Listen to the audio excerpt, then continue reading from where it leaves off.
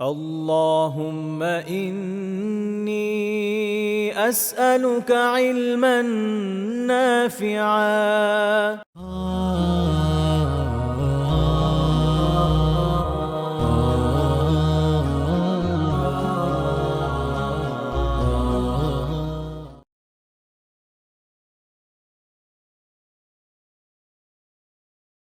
إن الحمد لله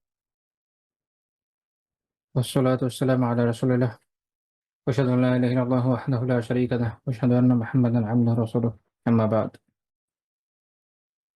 আমরা আমাদের নিয়মিত দর্সে এতদিন যে বিষয়গুলো নিয়ে আলোচনা করছিলাম সে প্রসঙ্গে এখন আমরা আলোচনা করছি আত্মীয়-স্বজনদের সাথে রাসূলুল্লাহ সাল্লাল্লাহু আলাইহি ওয়াসাল্লামের কেমন আচরণ ছিল, তিনি তাদের সাথে কেমন আচরণ করেছেন সে বিষয়ে আমরা আলোচনা করছিলাম। এ প্রসঙ্গে আ এর আগে আমরা গতদিন একটা টপিকে আলোচনা করতে পেরেছি। সেটা হচ্ছে আহলে বাইতের বিষয়ে ওনার কিছু নির্দেশনা। আজকে আমরা চলে যাব পরবর্তী পয়েন্টে। সেটা হচ্ছে আ রাসূলুল্লাহ সাল্লাল্লাহু আলাইহি ওয়াসাল্লাম তার মায়ের আ কবর জিয়ারত করেছেন এবং সেখানে তিনি জিয়ারতে গিয়ে কেঁদেছেন। এখানে একটা গুরুত্বপূর্ণ বিষয় হচ্ছে যে রাসূলুল্লাহ সাল্লাল্লাহু আলাইহি ওয়াসাল্লামের বাবা এবং মা তারা এমন সময় মারা গিয়েছেন যেটা যদিও ফাতরাতে ওহীর কাল বলা হয় যে ২ জন রাসূলের মাঝখানে এমন একটা সময় যে সময়ে আম ওয়াহী মানুষের কাছে এভাবে থাকে না বা ওয়াহির ইলমটা মানুষের কাছে এভাবে থাকে না। এই সময় মানুষের ইমানি হালত কি হবে না হবে এটা নিয়ে অনেক আলাপ আলোচনা আছে। তবে এটা সবার ক্ষেত্রে প্রযোজ্য না। এটা প্রযোজ্য তাদের জন্য যাদের কাছে আসলেই ওই ইলমটা নাই। কিন্তু যাদের কাছে ইলম আছে বা যাদের পক্ষে সম্ভব যে তারা ইলমটাকে গ্রহণ করবে, তাদের জন্য তখন আর এই ওজরটা আসলে থাকে না। রাসূলুল্লাহ সাল্লাল্লাহু আলাইহি ওয়াসাল্লামের আবির্ভাবের আগে থেকেই মিলাত ইব্রাহিমের কি ধারণা এটা সম্পর্কে আরবদের মধ্যে মোটামুটি কিছু হলেও ধারণা ছিল। প্রখ্যাত সাহাবী যায়েদ রাদিয়াল্লাহু আনহু আশরা মুবাশশার একজন। উনার বাবা মিল্লাতে ইব্রাহিমের উপরে জীবনযাপন করেছেন। আরো বেশ কয়েকজন ছিল যাদেরকে হুনাফা বলা হতো। তো কাজেই এই ধারণা তাদের কাছে একদম অজ্ঞাত ছিল না যে প্রকৃত তাওহীদের ধারণাটা কি। তো এটা একটা বিষয় যে সময় যে সে ছাড় আছে যে যেহেতু ব্যাপক জ্ঞানটা তাদের নাই, ওরা দিনী বিধিবিধান সম্পর্কে যে জ্ঞান সেটা হয়তো তাদের নাই। যতটুকু আছে ততটুকু পালন করবে। এজন্য আমরা দেখি ওরাকা বিন নওফেল উনি ওই সময় খ্রিস্টান ধর্ম গ্রহণ করেছেন মক্কায় থেকেই। এবং আমরা ওই সময়ে অন্যান্য মানুষেরও গল্প জানি যেমন সালমান রাদিয়াল্লাহু তাআলা আনহু তিনি ৭০ দিনের সন্ধানে পারস্য থেকে সুদীর্ঘ সফর করে আ ইরাকের বিভিন্ন অঞ্চলে থেকেছেন। এরপরে মদিনাতে এসেছেন। তো কাজেই একদম পরিপূর্ণ অন্ধকার এরকম মনে করার প্রয়োজন নেই যে না কোন স্কোপই ছিল না মানুষের পক্ষে জানার সত্য দিন কি বা ওই সময়কার সত্য দিন কি। অর্থাৎ ওই সময় তো ঈসা আলাইহিস সালামের যে শিক্ষামালা সেটাই সর্বশেষ অবস্থান। কিন্তু সেটা না জানা বা সেটা না হলেও কমপক্ষে ইব্রাহিম আলাইহিস সালামের যে দর্শন, জীবন দর্শন, তার যে আকীদা সেটা সম্পর্কে একদমই কিছুই জানবে না এরকম সম্ভাবনা আসলে নাই। মানে সামান্য হলেও জ্ঞান থাকা সম্ভব এবং এটা হচ্ছে বাস্তবতা। তো এই কারণে ওই সময়কার মানুষদের বিচার্য বিষয় হচ্ছে ওই অনুযায়ী যে তারা ওই সময়টা কিভাবে কাটিয়েছে। তো রাসূলুল্লাহ সাল্লাল্লাহু আলাইহি ওয়াসাল্লাম আ দুনিয়াতে এসছেন এবং এরপরে আল্লাহ তাআলা তাকে নবুয়তের দায়িত্বের ব্যাপারে সচেতন করেছেন। একজন নবী, একজন রাসূল আসলে আগে থেকেই এক হিসাবে নবী এবং রাসূল। কারণ আল্লাহ তাআলা আগে থেকেই জানেন যে তারা নবী হচ্ছেন বা রাসূল হচ্ছেন। তাদের কাছে যে এই রিসালাতের দায়িত্ব যাবে এটা তো আল্লাহ তাআলা বহুকাল আগে ঠিক করে রেখেছেন। সৃষ্টি করার অনেক আগে থেকেই করে রেখেছেন। কাজেই এজন্য জন্ম থেকেই উনারা মাসুম থাকেন। আল্লাহ তাআলা ওদেরকে গুনাহ খাতা থেকে হেফাজত করেন। কিন্তু তাদের ক্ষেত্রে দায়িত্বটা সম্পর্কে অবহিত করতে হয়। মানে এই দায়িত্বের জন্য উপযুক্ত করতে হয়। তারপর একজন আল্লাহর তরফ থেকে একজন রাসূল অর্থাৎ একজন ফেরেশতা আসেন। জিবরিল আলাইহিস সালাম আসেন। তিনি এসে দায়িত্বটা সম্পর্কে জানান, বোঝান। তারপর তারা এটা মানুষের কাছে দাওয়া করে। এটা হচ্ছে মানে প্রসেস। তো এর আগে যেহেতু ওই সময় দিনের দাওয়া থাকে না, যেরকম আমরা একটু আগে আলোচনা করছিলাম। তো রাসূলুল্লাহ সাল্লাল্লাহু আলাইহি ওয়াসাল্লামের ক্ষেত্রে যেটা হয়েছে যে উনার বাবা এবং মা উনারা যদিও ফাতরাতের সময় মারা গিয়েছেন একদম শেষের দিকে একই যাবে। বাট ওইটা একটু আগে যেমন বললাম যে এক তো হচ্ছে এরকম যে একদম উনাদের পক্ষে কিছুই জানা সম্ভব না, সবাইটা আসলে এরকমও না। কারণ আমরা মক্কাতেই একাধিক লোককে পাচ্ছে, কেউ খ্রিস্টান ধর্ম গ্রহণ করছেন, কেউ অন্যান্য হকের বিভিন্ন দিকে যাচ্ছেন, এটা ওনার বাবা মা থেকে কোনো প্রমাণ পাওয়া যায় বলে আমাদের জানা নেই। দ্বিতীয় বিষয় হচ্ছে যে আখিরাতের বিষয়, এটা আসলে কোরআন এবং সুন্নাহ ছাড়া আমাদের জানার কোনো উপায় নেই। যদি কোনো জায়গায় হাদিসে কোনো বিষয় কারো ব্যাপারে বলা থাকে যে এই বিষয়ে এই কথা, তারপর আসলে আমাদের দ্বিতীয় কোনো মন্তব্যের কোনো স্কোপ থাকে না। আমি কিয়াস করতে পারবো না এই জায়গায় কিয়াস করা যাবে না, কারণ আখিরাতের বিষয় কিয়াসের জায়গা না। আখিরাতের বিষয়ে আমি খালি যুক্তি তর্ক দিয়ে একটা কোনো কথা বলে দেবে, এটা হতে পারে না। কোনো সওয়াব আমি কিয়াস করে বলতে পারবো না যে এই আমল করলে এই সওয়াব হবে। এটা জানার একমাত্র উপায় হচ্ছে হয় আয়াতে থাকবে না হাদিসে থাকবে। এটা আমি বানিয়ে বলতে পারবো না, এটা মানুষের পক্ষে করা সম্ভব না। কেউ জান্নাতি না জাহান্নামী এটা আমাদের পক্ষে বলা সম্ভব না। এই জন্য আহলে সুন্নাত জামাতের আকীদা হচ্ছে আমরা কাউকে বললাম যে সে জাহান্নামী, আমরা বললাম যে অমুক জাহান্নামী বা অমুক জাহান্নামে চলে গেছে, তারা ছাড়া যাদের কথা স্পষ্টভাবে কোরআন বা হাদিস আছে। বাকিদের বিষয়টা আমরা, কেউ যদি কুফরের উপর মারা যায় আমরা বলি হ্যাঁ সে কুফরের উপর মারা গেছে, সেই অবস্থা মারা গেছে, সেই অবস্থা মারা গেছে, কিন্তু হিসাব তো আল্লাহ তাআলা যখন কিয়ামতে দিবেন ওই দিনই জানা যাবে। এটা আবার আরেক আলোচনার বিষয় আছে। একটা হচ্ছে যে যারা মুসলিম হিসেবে পরিচিত তাদের ক্ষেত্রে বিষয়টা হচ্ছে এরকম যে সে আহ একটা হচ্ছে যে তার একটা হিসাবের বিষয় আছে, এরপর আল্লাহ তাআলা তাকে যা ফয়সালা করেন। এই জন্য আমাদের অনেকেই দেখা যাবে যে কারোর উপর খেপে গেছে বলছে, হ্যাঁ ও একটা জাহান্নামী। আরে ভাই আপনার কোথেকে বলবো কে জাহান্নামী? আমরা, কেউ যদি স্পষ্ট কুফরি করে মুরতাদ হয়ে যায় তখন আলিমরা তার তার যোগ্যতার ওজোর এবং অন্যান্য ওজোর আছে এগুলো দূর করার মাধ্যমে তাকে ঈমানে আনার চেষ্টা করে, না আসে বলে দেন সে মুরতাদ শেষ। আর যদি সেটা না হয় সেক্ষেত্রেও ইভেন ওই ক্ষেত্রেও এটা তারা বলবেন না যে সে কিন্তু জাহান্নামী, এটা বলবেন না। আচ্ছা এটা কেন? এটা একটা ইন্টারেস্টিং পয়েন্ট আছে, এটা একটা দর্শনের বিষয় এসে গেল। সেটা হলো দেখেন, আপনি একটা এক্সামে বসছেন, এটা উদাহরণ দিয়ে বোঝাই। আপনি একটা এক্সাম হলে বসছেন, তো এক্সামে আপনি একটা ফেল্ড স্টুডেন্ট, কথা কথা। এখন আপনি তো ফেল মারবেনই, আপনার টিচারও জানে, সবাই জানে আপনি খালি খাতা দিয়ে আসেন, বাট যতক্ষণ না আপনার পরীক্ষার বোর্ডে ওটা আসতেছে ততক্ষণ তো আপনাকে বলা যাচ্ছে না যে আপনি ফেল করছেন। আমরা জানি আপনি ফেলের উপর আছেন, আমরা বলতে পারি যে হ্যাঁ সে ফেলের উপর ছিল বা সে যা লিখছে তাতে পাশ করার কোনো ওয়ে নেই, বাট রেজাল্টটা আসা পর্যন্ত ওয়েট করতে হয়। একই রকম ভাবে আপনি জানেন যে কেউ যখন অপরাধী হয় আদালতের একটা নিয়ম আছে, যত বড় অপরাধী হোক না কেন, আনটিল প্রুভেন গিলটি, যতক্ষণ না আদালতের রায় তাকে বলা হচ্ছে যে সে গিলটি, তারা কিন্তু তাকে গিলটি বলা যায় না। তারা কিন্তু সে হচ্ছে বিচার্য, সে বিচারিক প্রক্রিয়ার ভিতরে দিয়ে যাচ্ছে। এই হচ্ছে দর্শনের কথা। অর্থাৎ কেয়ামত কায়েম হবে, আল্লাহ তাআলা হিসাব নিকাশ করবেন, তারপরে কাউকে বলবেন যে সে জাহান্নামী, তো সে জাহান্নামে যাবে। আর কাউকে যে হয়তো জাহান্নামে দিচ্ছেন না, কাউকে কি করবেন জানা দিচ্ছেন, কেউ থাকবে আরাফে। ওকে, এখন যাদেরকে আল্লাহ তাআলা জাহান্নামী হিসেবে ডিসাইড করে দিবেন তখন হচ্ছে ওই ফাইনাল রেজাল্ট আসবে যে আচ্ছা সে এখন জাহান্নামী, অর্থাৎ রেজাল্টটা আসা দিবে। কিন্তু তার আগ পর্যন্ত আমরা জানি যে অমুক কুফরের উপর আছে, বুঝে যাচ্ছে এই বিষয়, কিন্তু আমরা বলে দিই না। এটা হলো আহলে সুন্নাত জামাতের আকীদা যে আমরা আমাদের মুখে সংযত রাখি, আমরা এই কথাটা বলে দিই না। বাট কেউ যদি কুফরের উপর মারা যায় বলি যে সে কুফরের উপর মারা গেছে বা সে শিরকের উপর মারা গেছে বা সে মুশরিক অবস্থায় মারা গেছে, সে কাফির অবস্থায় মারা গেছে, দ্যাটস ইট। আমরা সরাসরি রুলিংটা দিই না যে সে জাহান্নামে চলে গেছে, কারণ এটা এখন দেওয়ার কথা না। এটা এই জন্য না যে তাকে দেওয়া যায় না, এই জন্য যে সেটা এখন দেওয়ার কথা না। সেটা হবে তখন যখন আল্লাহ তাআলা কিয়ামত কায়েম করবেন, কায়েমই হয় না, বিচার হবে, তারপর না বলবেন। অর্থাৎ ভবিষ্যতের কথা আমরা এখন বলে দিই না, এই আমরা তার বর্তমান স্টেটটা বলি। আমরা বলি হ্যাঁ সে মুশরিক অবস্থায় মারা গেছে বা সে কাফের অবস্থায় মারা গেছে, বা কেউ যদি মুরতাদ হয়ে যায় সে মুরতাদ অবস্থায় মারা গেছে, দ্যাটস ইট। যেটা আগামীতে হবে বিচার, সেটা তো আমরা এখনই বলতে পারবো না। তো এত দূরবর্তী বিষয়, আল্লাহ জানে কত সময় পরে। এটা হচ্ছে একটা মূলনীতি আকীদার একটা। এবং শুধু তাদের ব্যাপারে বলি যাদের ব্যাপারে আমরা আয়াতে বা হাদিসের মাধ্যমে জানি, যে যেমন আবু জাহাল, আবু লাহাব বা এরকম, বা ফেরাউন, এদের বিষয়ে। কারণ এটা কি হবে এটা আল্লাহ তাআলা আমাদের কাছে আগেই ডিসক্লোজ করে দিয়েছে, যে আমি এই ফয়সালা এদের করতে যাচ্ছি, এদের কপালে এটা আছে। সো ওইটা আমরা ওখানে যেয়ে বলি। এই হলো পার্থক্য, এটা খেয়াল রাখা জরুরি। আমাদের দেশের মানুষের একটা কমন বৈশিষ্ট্য আছে যে কাউকে জাহান্নামে বলে দেবে। আচ্ছা, তো যেটা বলছিলাম, তো এখন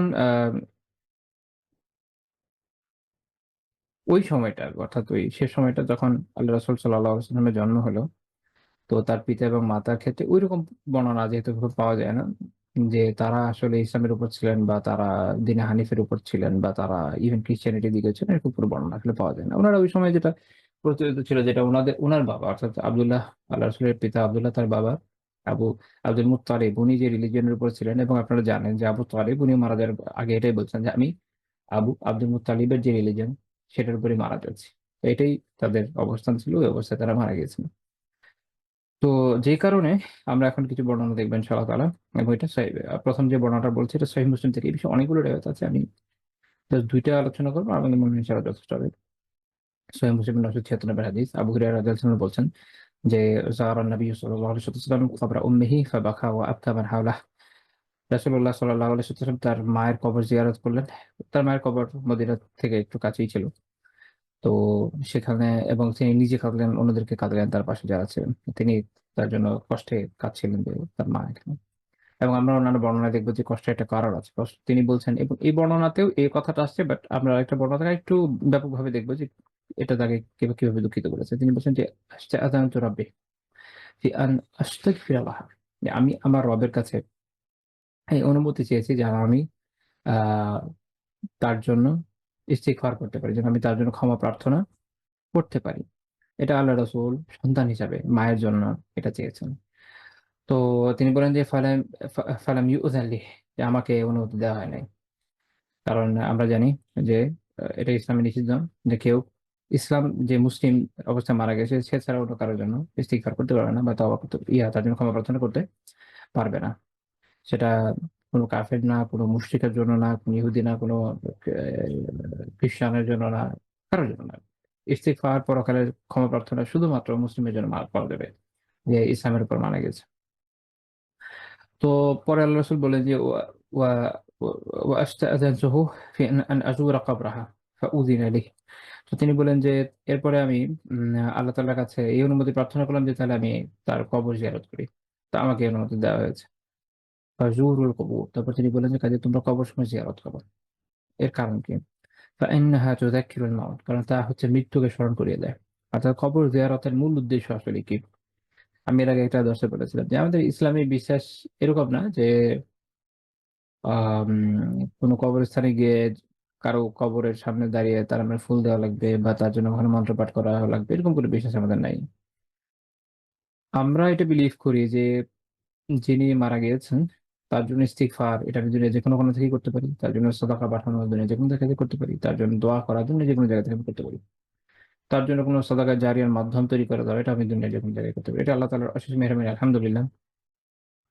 নয়তো একজন মানুষ হয়তো তার আত্মীয়স্বজন যে কেউ হইতে পারে, ধরেন বাংলাদেশে মারা গিয়েছে আর সে আছে ধরেন অনেক দূরবর্তী জায়গায়, আমরা চিন্তা করি ধরেন কানাডাতে আছে। তো সেখান থেকে আহ, এই যে প্রত্যেকবার দোয়া করার জন্য যদি বাংলাদেশ আসা লাগতো, এটা অনেক কঠিন কাজ হতো। আল্লাহ তাআলা শুকরিয়া, আলহামদুলিল্লাহ আমাদের দিনের বিধান হচ্ছে এটা, যে যেকোনো জায়গায় কবর হোক না কেন, আহ, সেটা আসলে খুব বেশি গুরুত্বপূর্ণ বিষয় না। গুরুত্বপূর্ণ বিষয় হচ্ছে যে আমরা তার জন্য ইস্তিগফার করছি কিনা, ক্ষমা প্রার্থনা করছি কিনা, তার জন্য দোয়া করছি কিনা, তার জন্য সাদাকা করছি কিনা। আমাদের এই এই কাজগুলো আল্লাহ তাআলা তার জন্য তার জন্য উপকারের মাধ্যম বানাবেন, তার জন্য তার কাছে পৌঁছে দিবেন, তার আমার নামে যুক্ত করবেন, তার জন্য এর মাধ্যমে তার কষ্ট হয়তো কমিয়ে দিবেন। এরকম বিভিন্ন বেনিফিট আল্লাহ তাআলা দান করে থাকেন, আলহামদুলিল্লাহ।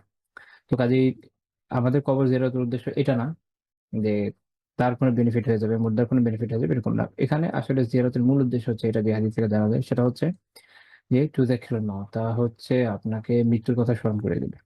খুব জরুরি বিষয়।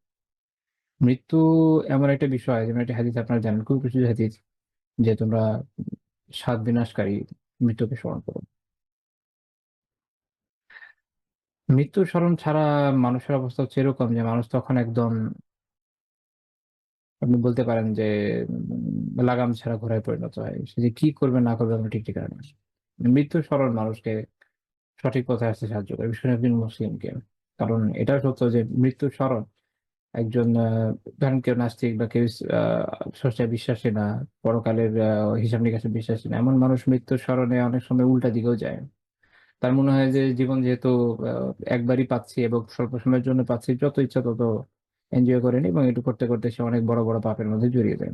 অন্যদিকে একজন মুসলিমের চিন্তা হয় এরকম যে জীবন আমাকে আল্লাহ তাআলা একবারই দিয়েছেন, কিয়ামত কায়েম হবে এটা সত্য, পরকালের জীবন সত্য, এবং এই জীবন থেকে আমি পরের জীবনে যা নিয়ে যেতে পারবো সেটাই আমার পাথেয়। তো কাজেই যখন আমি কবর জিয়ারত করবো বা কখনো কবর দেখবো, আমার মনে হবে যে হ্যাঁ, আমি তো এই জায়গাতে খুব শীঘ্রই আবার এই জায়গাতে আমি আসতে চাচ্ছি। মানে অন্যরা তো আছেই, যারা কবরস্থানে আছে তারা তো আছেই। আমারও তো সিরিয়াল আসতে খুব বেশি দেরি নাই। যখন একজন মুমিন আসলে এই চিন্তাটা করে না, তো তখন দেখা যায় যে সে মানে জীবনের যে স্বরূপ এটা অনুধাবন করতে সক্ষম হয়, এবং পরকালের জন্য সে তখন চিন্তিত হয়। সে বুঝে যে আমার উচিত এটার জন্য যে প্রয়োজনীয় প্রস্তুতি সেটা যেন আমি দ্রুতই নিয়ে নিয়ে ফেলি। এবং আপনারা যদি আহ কবর জিয়ারতের দোয়াগুলো পড়েন, এটার মধ্যে একটা কমন লাইন আছে, ওয়া ইন্না ইনশাআল্লাহু বিকুম লালাহিকুন, যে আমরা এবং আল্লাহ চাইলে খুব শীঘ্রই আমি তোমাদের সাথে মিলিত হতে যাচ্ছি, আমরা আপনাদের সাথে মিলিত হতে যাচ্ছি। অর্থাৎ এইটা অ্যাকনলেজ করা, কবরস্থান দেখে এই দোয়াটা কেন? দেখেন, আল্লাহ রাসূল সাল্লাল্লাহু আলাইহি ওয়াসাল্লাম যতগুলো দোয়া আমাদেরকে শিখিয়েছেন, ভাবলে দেখবেন এগুলোর ভিতরে অনেক শিক্ষার উপকরণ আছে। কবর দেখার সাথে সাথে যখন আমরা এই দোয়াটা করি না, তখন এই অনুভূতিটা ভিতরে কাজ করে, খুব শীঘ্রই হতে যাচ্ছে। এবং আমি মনে হয় এর আগে একবার বলেছিলাম যে একজন মানুষের জীবন সেটা যদি ১০০ বছরও হয়, আপনি যদি পৃথিবীর ওভারঅল যে সময়কাল, এইটা বিজ্ঞানীরা যেমন বলে সেটার সাথেও তুলনা করে, তাহলে দশমিকের পরে গিয়ে পৌঁছবে, এতই ছোট পার্সেন্টেজ, এত ছোট জীবন। আসলে তো খুব শীঘ্রই। তো যখন এই চিন্তাটা মানুষের মনে আসে, তখন একজন মুমিন যে আখিরাতে বিশ্বাসী, যে আল্লাহ তাআলার কাছে দাঁড়ানোর ব্যাপারে বিশ্বাসী, সে তখন নিজেকে শুধরানোর একটা প্রয়াস নেয়। সে নিজেকে শুধরানোর আপ্রাণ চেষ্টা করে, সেগুলো থেকে বাঁচার চেষ্টা করে, সে নেক আমলের চেষ্টা করে। সে মৃত্যুর সময়টা যেন ভীত আতঙ্কিত না হয়, সেটার জন্য আগে থেকে চেষ্টা করে। আমি এই মুহূর্তে ভুলে গেছি, সালাফদের একজন আম, আহ, সম্ভবত ফুদাইল বিন ইয়াদ রাহিমাহুল্লাহ, অথবা ফুদাইল বিন ইয়াজি হবে, ওনাকে সুলাইমান খলিফা সুলাইমান রাহিমাহুল্লাহ তাআলা উনি জিজ্ঞেস করেছিলেন যে আমরা মৃত্যুকে কেন ভয় পাই। তো উনি যে উত্তর দিয়েছিলেন আমার একদম পুরা ভূগত মনে নেই, মূল কথা ছিল এরকম, এর কারণ হচ্ছে আমরা পরকালের জীবনকে ধ্বংস করে ইহকালের জীবনকে তৈরি করেছি, সাজিয়েছি। এর ফলে আমাদের সাজানো গোছানো জীবন ছেড়ে যেটা ধ্বংস করে দিয়েছে ওখানে যাওয়ার যেতে সাহস হয় না, ভয় পাই আমরা।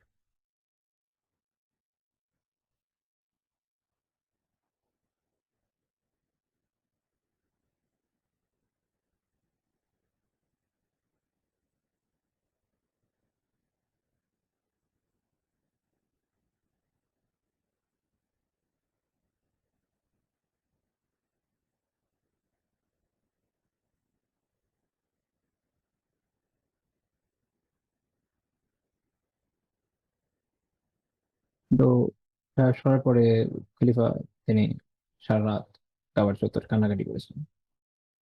ঠিক বলেছেন।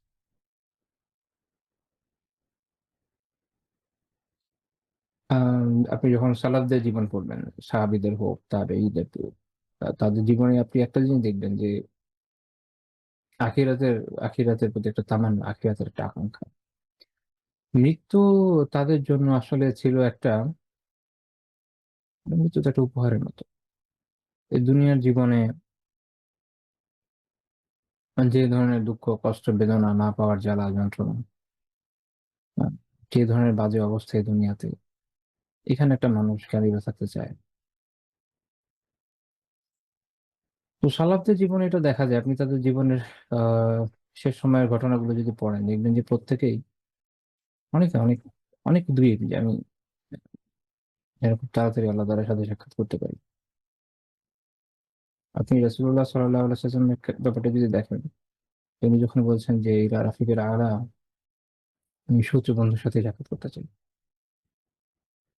এখানেও সে প্রচন্ড আগ্রহটা কাজ করছে।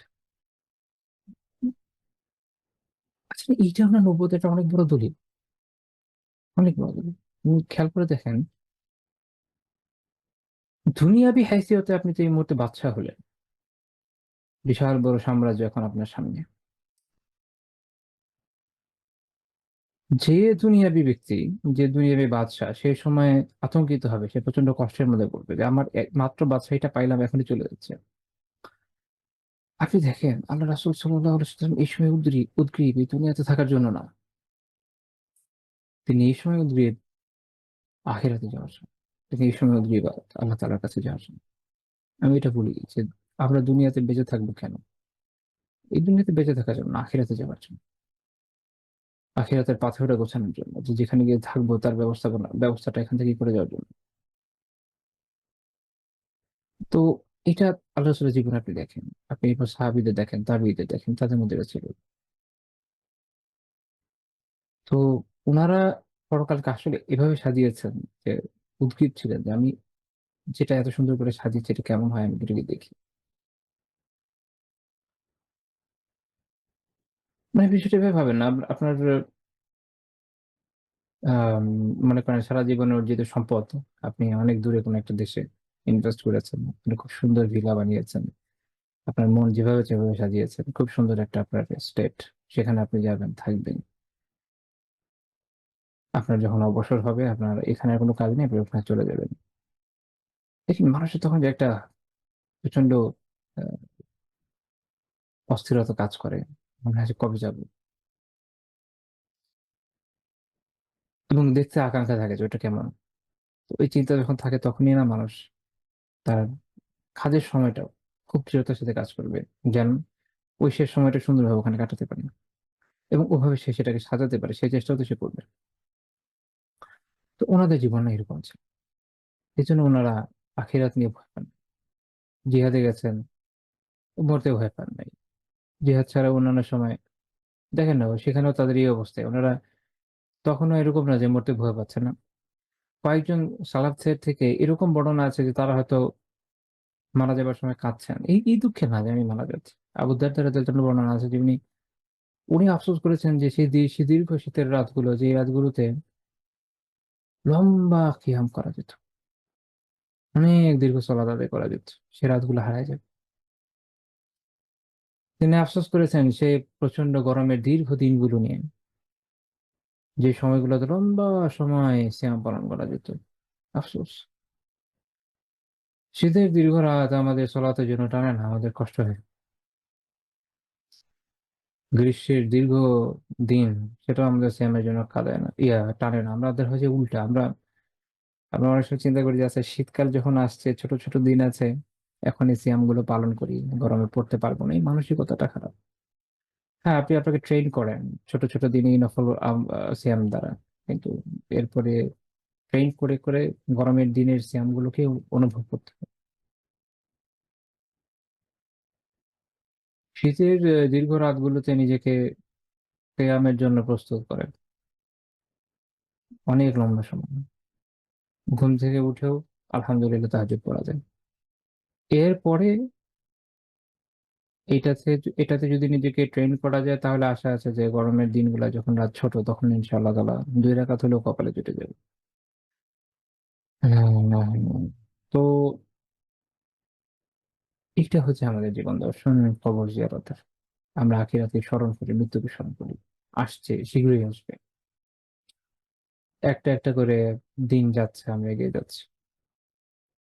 বিশেষ করে মানুষের জীবনের একটা গুরুত্বপূর্ণ দিক হচ্ছে কি, এরকম একটা উদাহরণ অনেকে দেন যে মানুষের জীবনটা বরফের মতো গলতে শেষ হয়ে যায়। অর্থাৎ আমাদের বয়স এক হিসেবে বাড়ে না, উল্টা কমে। যা হায়াত ছিল কমতে থাকে। সত্য। এই বরফের সাথে চিন্তা করে দেখেন যে বরফ যখন ১ম গলা শুরু করে তখন খুব আস্তে গলে। কিন্তু শেষের দিকে অত্যন্ত দ্রুত গলে। মানুষের জীবনে অনেকটা এরকম। বয়সের শেষের দিকটা খুব দ্রুত চলে যাবে। এখনই সময় যখন আলহামদুলিল্লাহ কিছু হলেও কাজে লাগানো যায়। আচ্ছা, চলুন ওই আলোচনায় আবার ফেরত আসি যেখান থেকে আমরা এখানে চলে এসেছিলাম।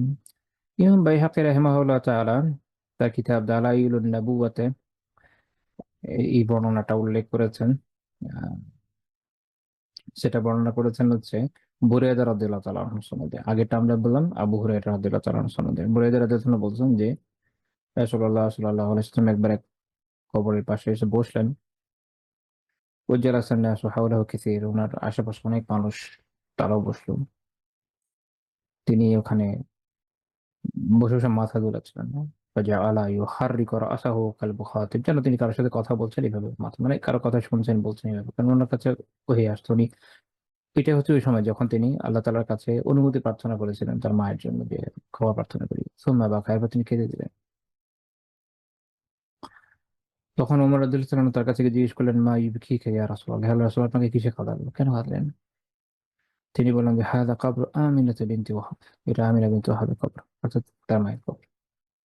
তো এখান থেকে বোঝা গেল যে বাবা-মার এভাবে নাম নেওয়া জায়েজ আছে। আচ্ছা।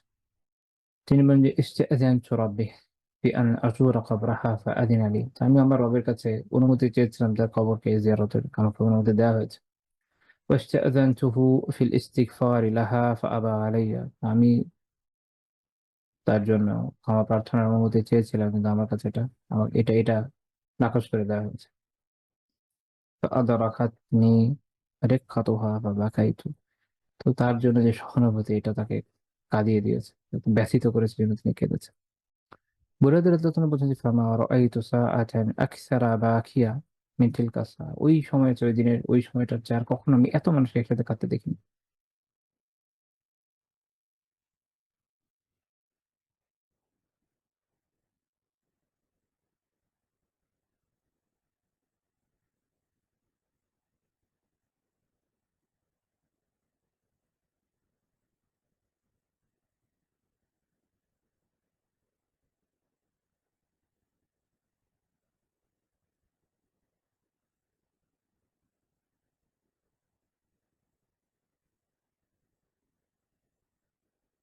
फिर अल्लाह से भी दुखे आप लोग कभी।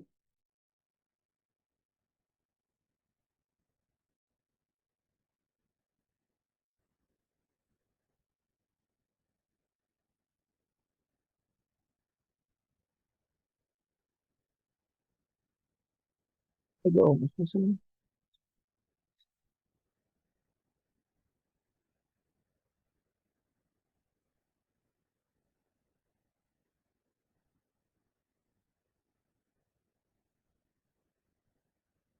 اللهم এটা আসলে একজন সন্তানের জন্য নিঃসন্দেহে অনেক কষ্টের বিষয়, অনেক বেদনার বিষয়।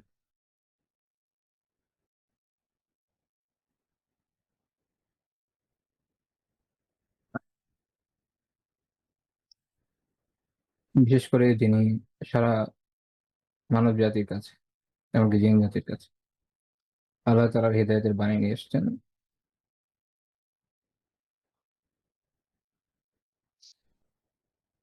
যার আনা শিক্ষার হিদায়াতের অনুসরণ করে আমরা নাজাতের আকাঙ্ক্ষা রাখি আলহামদুলিল্লাহ, এবং ইনশাআল্লাহ তাআলা আমরা নাজাত পেয়ে যাব। সেই সত্তা, সেই ব্যক্তিত্ব যখন তার নিজের মায়ের জন্য ইস্তিগফার করতে ব্যর্থ হন বা করতে পারেন না আল্লাহ তাআলার নির্দেশের কারণে, এটা যে কি ব্যথা, কি যন্ত্রণা।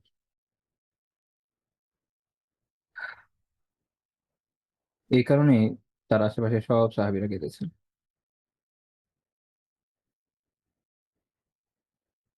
এবং এইটা দেখেন, এটাও নবুয়তের কত বড় একটা দলিল। এই জন্য ইমাম বাইহাকী রাহিমাহুল্লাহ দালায়েলের মধ্যে এখানে কিন্তু নবুয়তের দলিল নিয়ে আলোচনা করেছেন। এই কিতাবটায় নবুয়তের দলিল যেসব হাদিস আছে এগুলো নিয়ে আলোচনা করেছেন। তিনি এই ঘটনা কেন আলোচনা করলেন ভাবেন। এর কারণ হচ্ছে এটা, যে তিনি যদি, আর ইয়াউযুবিল্লাহ, তিনি যদি মিথ্যা হতেন, অবশ্যই নিজের মাকে সবার আগে বলতেন না যে আমি এরকম, আমার মা এরকম। এবং যারা বিভিন্ন ধরনের চিন্তাধারা লালন করে এরা অনেকে এটা মানতে পারে নাই, এবং এটা যদি জাল হাদিস বানিয়েছে প্রমাণ করার জন্য যে ওনার বাবা মা পুনরায় ইসলাম গ্রহণ করেছেন। শিয়ারা, তারা কোনোভাবে মানতে পারে নাই যে আবু তালিব, কিভাবে সম্ভব যে আবু তালিব ইসলামের উপর মারা যান নাই। তারা প্রুফ করার জন্য বিভিন্ন যুক্তিতর্ক অবতারণা করে, কিন্তু এইখানে এটাও যুক্তিতর্কের জায়গা না, এটা আত্মসমর্পণের জায়গা। আল্লাহ রাসূল আত্মসমর্পণ করেছেন, আমরা আত্মসমর্পণ করি। আমাদের আবেগের উপর আল্লাহ তাআলার আদেশ শিরোধার্য। লা ইলাহা ইল্লাল্লাহ। আমরা আল্লাহ তাআলার ইবাদত করি আর কারণে। লা ইলাহা। তো আমাদের জীবন এখান থেকে শিক্ষা নেওয়া উচিত যে দেখেন, আমাদের অনেকের হয়তো বাবা মা সেভাবে দিন দেন না। আহ, যতদিন বেঁচে আছে ততদিনই সুযোগ যে তাদেরকে আমরা যেন দিনের পথে নিয়ে আসি। মারা যাওয়ার পর কান্নাকাটি করে তো লাভ নেই। বরং বেঁচে থাকলে যতটুকু সম্ভব উত্তম ভাবে, উত্তম নাসিহার মাধ্যমে সুন্দর মতো বোঝায় যদি তাদেরকে দিনের দিকে নিয়ে আসতে পেরেছে, আলহামদুলিল্লাহ, আল্লাহ শুকরিয়া। যে হাদিসটা উল্লেখ করলাম, শেখ জিয়া আজমি রাহিমাহুল্লাহ তাআলা জামিউল কামিল ফিল হাদিস সহিহ শামিলে এটার সনদকে সহিহ বলেছেন। তো এখান থেকে অনেকগুলো শিক্ষার বিষয় আছে। ইমাম নাওয়াবী রাহিমাহুল্লাহ তাআলা তার সহিহ মুসলিমের ব্যাখ্যায় বলছেন যে ফিহি জাওয়াজু জিয়ারাতিল মুশরিকিনা ফিল হায়াহ ওয়া কুবুরিহিম বা'দাল ওয়াফা। এখানে উনি খুব গুরুত্বপূর্ণ একটা মাসআলা বলেছেন যে মুশরিকদেরকে তাদের জীবদ্দশায় যেমন জিয়ারত করা দেখতে যাওয়া বৈধ, তেমনি মৃত্যুর পরও তাদের কবর যদি কেউ জিয়ারত করে এটা বৈধ হবে, অবৈধ না। কারণ ওই যে আবার কবর জিয়ারত আমাদের জন্য কোনো ইবাদতের জায়গা না। আর কবর জিয়ারতে গিয়ে আমরা কি করি না, এই হাদিস এখান থেকেও এটা একটা দলিল পাচ্ছেন যেটা আসলে দোয়ার জায়গা স্পেসিফিকলি না, দোয়া তো আল্লাহর কাছে যে কোনো জায়গায় করা যায়। এবং কবরস্থানে গিয়ে অনেক সময় দোয়া মানুষকে বিভিন্ন দিকে বিপথে চালিত করে, তা আমরা ওই আলোচনায় গেলাম না। তো যখন যদি কেউ যেমন কোনো কারো এরকম খ্রিস্টান ফ্রেন্ড আছে মারা গেছে, জীবদ্দশায় তাকে হেদায়েতের জন্য দাওয়া দেওয়ার এটা সর্বোত্তম। ব্যর্থ হলেন, মারা গেল, এর মানে এই না যে আপনি তার কবরে গিয়ে তার জন্য কোনো দোয়া করতে পারবেন, সেটা না। কারণ কবরে যাওয়ার মূল উদ্দেশ্য হচ্ছে নিজেকে আখিরাতে সবার স্মরণ করে দেয়, আখিরাতের কথা স্মরণ করে দেয়। তো আপনি কোনো একটা সিমেট্রির পাশ দিয়ে যাচ্ছেন, সেখানে সিমেট্রি আপনি দেখলেন, দেখে ওখানে দাঁড়ালেন, আপনি যেটা জায়েজ, আপনি আখিরাতে স্মরণ করেন। সেও যেমন মারা গেছে আপনিও মারা যাবেন, এমন না যে একটা খ্রিস্টান মারা গেছে আর আমি মারা যাবো না, আমি সবাই মারা যাবো, এটাই বাস্তবতা।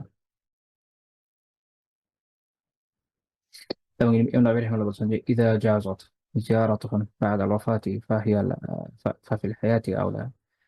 যেহেতু মৃত্যুর পরে তাদের জিয়ারত করা বৈধ, কাজেই তাদের জীবিত অবস্থায় বৈধ হওয়াটা আরো আউলা, আরো এটা আরো প্রেফারেবল। তো কাজে আমাদের কাজ হচ্ছে যাদের যারা এখনো দিনকে পায় নাই, এটা আমাদের দায়িত্ব যে আমরা আমাদের সর্বাত্মক চেষ্টা করবো তাদের কাছে যেন দিনের দাওয়াকে পৌঁছে দিতে পারি। এই হাদিস থেকে ইমাম নবী রাহিমাহুল্লাহ তাআলা বলছেন যে ওয়াফিহি নাহয়ু আনিল ইস্তিগফার লিল কুফার, এতে এই দলিল আছে যে কাফিরদের জন্য ইস্তিগফার করা বৈধ নয় মারা যাওয়ার পরে। এবং ইমাম নবী রাহিমাহুল্লাহ তাআলা এখানে একটা অধ্যায় উনি কায়েম করেছেন সহিহ মুসলিমে, ব্যাখ্যা করতে গিয়ে যে বাবু বায়ানি আন্না মান মাতা আলাল কুফরি ফাহুয়া ফিন্নার, যে এটাতে এই দলিল বিষয়ক অধ্যায়, এই বিষয়ক আলোচনার অধ্যায় যে যে কুফরের উপর মারা গেছে সে জাহান্নামী।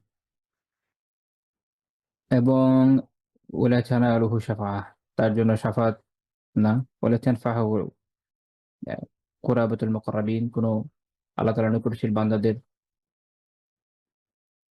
যে নৈকট্য, এটা তাদের কোনো কাজে আসবে না। এটা খুব গুরুত্বপূর্ণ বিষয়, এটা একটা এক্সেপশন আছে, সেটা আমরা পরে দেখবো ইনশাআল্লাহ তাআলা। এবং এই বিষয়ে আরেকটা বর্ণনা আছে সহিহ মুসলিমে, যে যেটা হচ্ছে একবার আন্না রাজুলান ক্বালা ইয়া রাসূলুল্লাহ সাল্লাল্লাহু আলাইহি ওয়াসাল্লাম, একজন লোক একবার বলল যে ইয়া রাসূলুল্লাহ আইনা আবি, আমার বাবার কি অবস্থা, এখন সে কোথায়, মানে তার বাবা তার আগে মারা গিয়েছে, ইসলাম কবরের আগে মারা গিয়েছে। তো আল্লাহ রাসূল বলেন যে ফিন্নার, সে জাহান্নামে। ফালাম্মা কাফা দাআহু ফাকাল, সে যখন চলে যেতে যাচ্ছিল আল্লাহ রাসূল তাকে ডেকে কি বললেন যে ইন্না আবি ওয়া আবাকা ফিন্নার, যে তোমার বাবা আমার বাবা, ইন্না আবি আমার বাবা এবং তোমার বাবা জাহান্নামে। লা ইলাহা ইল্লাল্লাহ। তো তিনি এখানে এক হচ্ছে যে সহানুভূতি দেখিয়েছেন, বুঝিয়ে দিয়েছেন তাকে যে দেখো এটা এটা এমন একটা বিষয় যে তারা ইসলাম পায় নাই, এই অবস্থায় খালি তুমি একাই এই আপদের মধ্যে নাই, এই ব্যথা আমারও আছে, তোমার ব্যথা নেই বুঝি। এটা সেসব ভাই বোনদের জন্য একটা বড় সহানুভূতির বিষয় যারা অন্যান্য ধর্ম থেকে ইসলামে রিভার্ট হবে হবে না। তাদের অনেক সময় প্রচন্ড ব্যথা থাকে, অনেক বেদনা থাকে তাদের নিজেদের বাবা মার অবস্থা নিয়ে। আমি সম্ভবত কোনো একটা ভিডিওতে হামজা জর্জেসকে দেখেছিলাম, অনেক কান্নাকাটি করেছিলেন এটা নিয়ে। স্বাভাবিক।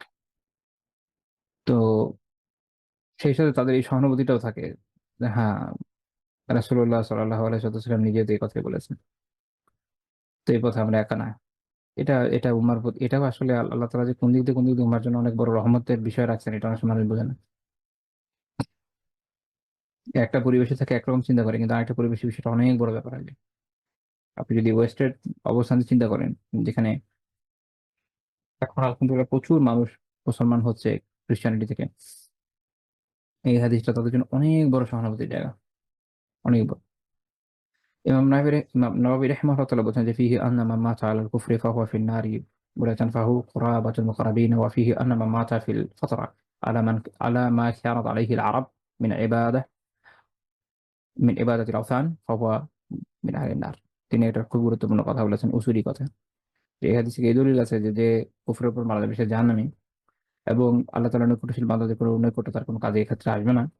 এবং যে ফাতরার সময়, অর্থাৎ এই যে দুই রাসূলের মাঝখানে যে সময়টা, এই সময়ে এমন অবস্থায় মারা যাবে যে মা কানাত আলাইহিল আরব মিন ইবাদাতিল আওথান, আরবরা যে মূর্তি পূজার উপর ছিল ওই অবস্থার উপরে যখন মারা যাবে ফাহুয়া মিন আহলিন নার, সেও জাহান্নামী হবে। লা ইলাহা ইল্লাল্লাহ।